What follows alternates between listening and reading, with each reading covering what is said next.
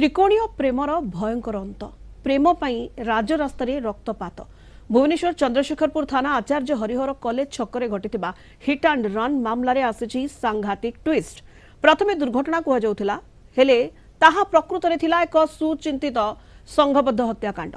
त्रिकोणीय प्रेम को केन्द्र करी युवकों को अति निर्मम भाव में गाड़ी चढ़ाई हत्या कर मृत युवक हेले बरेण्य राउतराय। बरेण्य प्रेमिका पूर्व सूरज नामक जने युवक प्रेम करुथिले।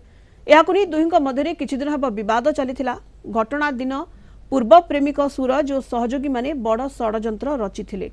सूरज और ता ग्यांग प्रथमे क्रिकेट स्टंप एवं धारुआ मारणास्त्र रे बरेण्य और तांकर दुई सांगों को सांघातिक आक्रमण करथिले।